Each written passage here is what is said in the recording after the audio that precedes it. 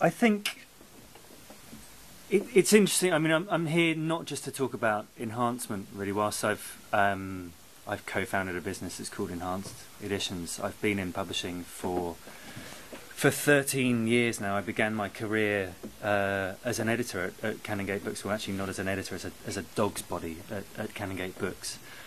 And like I was saying earlier, I got into digital through becoming involved in the website and entering metadata into a catalogue, because they didn't have any sort of digital catalogue at all.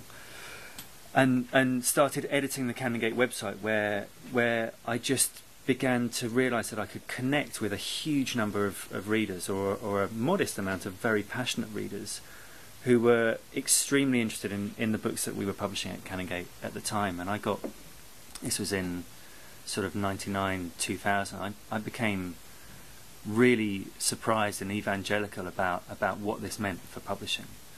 Not just in terms of a communication channel, but as a direct sales channel as well. And from that point on, I mean, most of my experience has been in literary fiction and trade fiction rather than non-fiction. But I think a lot of the learnings apply to that as well.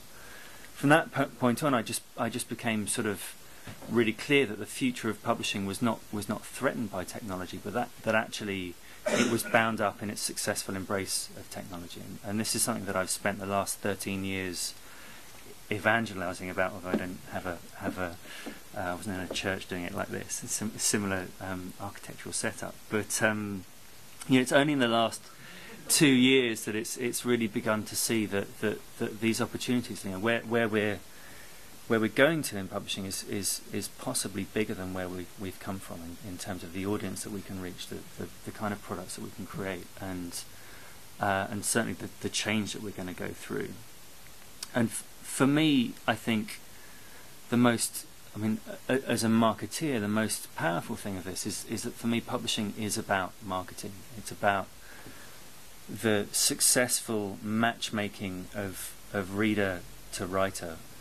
And it's this activity that I think is going to define the success of publishers in the 21st century. Publishing has traditionally been about not reaching readers, but convincing bookshops to stock books, and then it's been about getting books into bookshops, and bookshops have to get readers to get them out of the bookshops. And I think that's probably what's going to change dramatically. And so in the last 13 years, really what I've done is I have quite a short attention span. I get bored quite quickly, and I like making new things.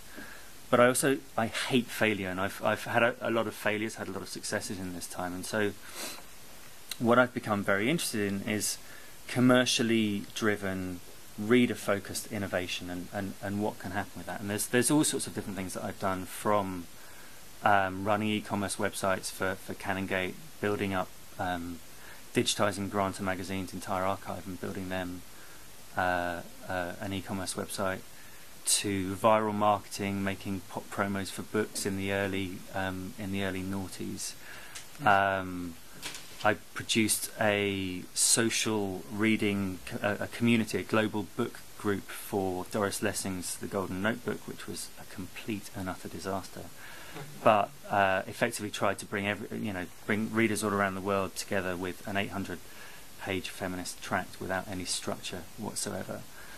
I think the idea for that was really interesting, but the project was probably wrong. I've looked at customization, the idea of, we were talking earlier about printing out your own flowers in a DNA printer. About 5 years ago, I spent 6 or 8 months for a large publisher researching the idea of using print on demand to allow people to customize their own books and to print them out. And we did a full feasibility study and software prototype for this, and showed that it had particular impact in the children's book market and in the classics out of copyright market.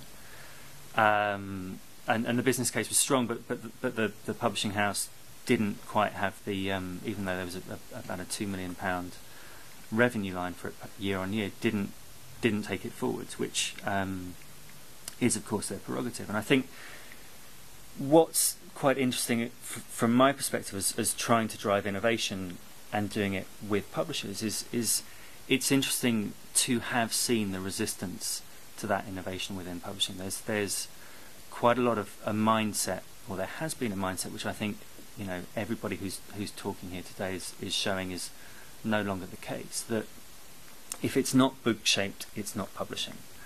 And I think that really one of the things that we're seeing is that it doesn't have to be book shaped to be publishing. You know, a book about the solar system can be, or an app about the solar system can be a book, and that things that come out electronically as book shaped may not be necessarily what consumers want as well. And certainly that was the history of the founding of Enhanced Editions, the company that I set up in 2009 with two of my friends. This was when Steve Jobs was saying that it doesn't matter how good the device is, people don't read it anymore. You know, Apple was saying that they're not going to produce the iPad, which they then went out and produced. And at the time, the Kindle was the dominant ebook device. There was a Sony reader, and for me, having spent a long time trying to innovate in books, these were really boring devices. They were just facsimiles of the book, and things that I didn't find, you know, showed that kind of Buck Rogers vision of what the future of the book should look like. So with my co-founders, we set out to measure, to combine our enthusiasm for the future of the book with our enthusiasm for the iPhone and the App Store, which was at the time the most exciting thing hitting technology and software development. And we said, well, how do we put together the book with this really exciting new platform? So we produced a platform to create enhanced ebooks, and luckily enough we called it Enhanced Editions, which was the last name on our list, and was actually quite a good one to call it, where we effectively produce apps of ebooks, combine them together with the audiobook and with video and with updatable news feeds. The first title that we produced was for Nick Cave, and in his case he'd also composed and performed the soundtrack for the book, so you had this synchronized sonic and reading and video experience, you know, which was a real blast. And I think that we sort of took a real risk in doing this, in terms of moving from our position as being a consultant to publishers, to spending a lot of money almost out of frustration that publishers themselves weren't taking the opportunities of the App Store, to becoming a digital publisher in many ways ourselves. And the strategic questions that we wanted to answer were, you know, in the UK, book sales have declined very rapidly because retailers have used price promotion to gain market share. We foresaw that the same thing was going to happen with ebooks as well, that you would start getting really aggressive discounting in books, and we wanted to prove that books are actually a high value object, that you can create value back into the book that readers will consider worth paying for. And you know, our first app was priced expensively at $14.99, which was at the time 30 times more expensive than anything else, the average price of books in the App Store.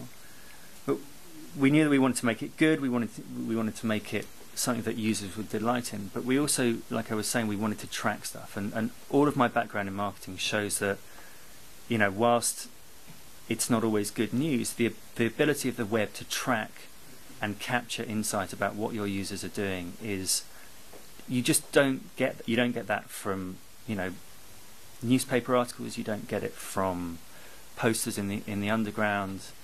You don't get it from TV adverts. There's no corollary between the activity that you're doing in the way that there is with the web. And this is an incredibly exciting thing for publishers to grasp, I think.